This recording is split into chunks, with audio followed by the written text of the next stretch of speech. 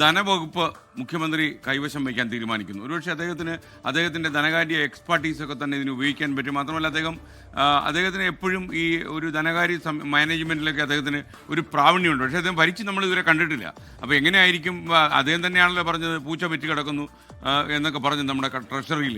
അപ്പോൾ ആ ഖജനാവുമായിട്ട് മുന്നോട്ട് പോകുമ്പോൾ നല്ലൊരു ഒരു ഫിസിക്കൽ പോളിസിയിലൊക്കെ നല്ല ഒരു എക്സ്പീരിയൻസ് ഉള്ള ഒരാൾ, അല്ലെങ്കിൽ ഒരു അവഗാഹമുള്ള ഒരാൾ ഇതിൻ്റെ തലപ്പത്ത് വരും നല്ലതാണ്.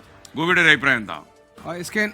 അതായത് ഈ വളരെ വലിയ പ്രതീക്ഷയോട് കൂടിയിട്ടാണ് ഈ പുതിയ സർക്കാരിനെ കേരളത്തിലെ ജനം ഒന്നാകെ നോക്കിക്കാണുന്നത്. അതിനൊരു പ്രധാനപ്പെട്ട കാരണം മുഖ്യമന്ത്രി സ്ഥാനത്തേക്ക് വി ഡി സതീശനെ പോലെ ഒരാൾ വരുന്നു എന്നത് തന്നെയാണ്. ഈ കഴിഞ്ഞ സർക്കാരിന്റെ അവസാന കാലത്ത് നമ്മൾ നേരിട്ട ഏറ്റവും വലിയ പ്രതിസന്ധി സാമ്പത്തിക പ്രതിസന്ധിയായിരുന്നു. അതിന് ആ സർക്കാർ പറഞ്ഞിരുന്ന കാരണം കേന്ദ്ര സർക്കാരിന്റെ ഭാഗത്തുള്ള അവഗണനയാണ്. കേരളം എന്ന സംസ്ഥാനത്തോട് തുടർന്ന് വരുന്ന അവഗണനയാണ് യഥാർത്ഥത്തിൽ ഈ സാമ്പത്തിക പ്രതിസന്ധിക്ക് അടിത്തറ പാകിയത് എന്നതായിരുന്നു. മാത്രമല്ല, ഈ പ്രതിസന്ധിയിൽ നിന്ന് കരകയറുക എന്നത് അത്ര എളുപ്പമല്ല എന്ന ഒരു അഭിപ്രായം, അല്ലെങ്കിൽ അങ്ങനെ ഒരു നിരീക്ഷണം ഇടതുമുന്നണി സർക്കാരിനുണ്ടായിരുന്നു. നമുക്കറിയാം, വി ഡി സതീശൻ അധികാരം ഏറ്റെടുക്കുന്ന സമയത്ത് കേരളത്തിലെ മുതിർന്ന കോൺഗ്രസ് നേതാവ് എ കെ ആന്റണി പറഞ്ഞത്, പാപ്പരായ ഒരു സംസ്ഥാനമാണ്, അതിന്റെ ഭരണമാണ് വി ഡി സതീശൻ ഏറ്റെടുക്കുന്നത്. അതുകൊണ്ട് നിങ്ങൾ വലിയ കാര്യങ്ങളൊന്നും, അതായത് ജനപ്രിയമായ പ്രഖ്യാപനങ്ങളൊന്നും തുടക്കത്തിൽ നിങ്ങൾ പ്രതീക്ഷിക്കരുത്. അത് ഞാൻ മനസ്സിലാക്കുന്ന ഒരു മുൻകൂർ ജാമ്യം എടുക്കലാണ് എന്നാണ്. കേരളത്തിന്റെ സാമ്പത്തിക സ്ഥിതി മോശമാണ് എന്ന കാര്യത്തിൽ നമുക്ക് ആർക്കും ഒരു സംശയവുമില്ല. അതിന് കേന്ദ്രത്തിന് മാത്രമല്ല കുറ്റം പറയേണ്ടത്, നമ്മളുടെ ധനകാര്യ മാനേജ്മെന്റുമായി ബന്ധപ്പെട്ട കാര്യങ്ങളിലൊക്കെ പാളിച്ചകളും വീഴ്ചകളും സംഭവിച്ചിട്ടുണ്ട് എന്ന്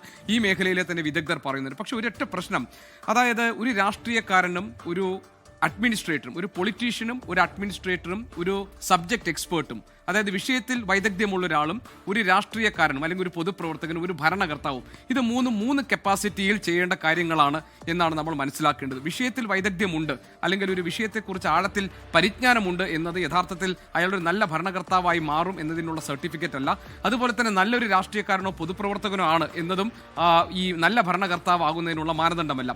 പക്ഷെ ഇതെല്ലാം കൂടി ഒരുപോലെ ഒന്നിച്ചു ചേരുന്ന ഒരു വ്യക്തിത്വമാണ് വി ഡി സതീശൻ്റെതെങ്കിൽ അത് സ്വാഭാവികമായും നമ്മുടെ സാമ്പത്തിക ദുസ്ഥിതിയിൽ നിന്ന് നമ്മളെ കരകയറ്റാൻ സഹായകരമായ രീതിയിലുള്ള എന്തെങ്കിലും നടപടികൾ ഉണ്ടാകുമെന്ന് നമുക്ക് പ്രതീക്ഷിക്കാം.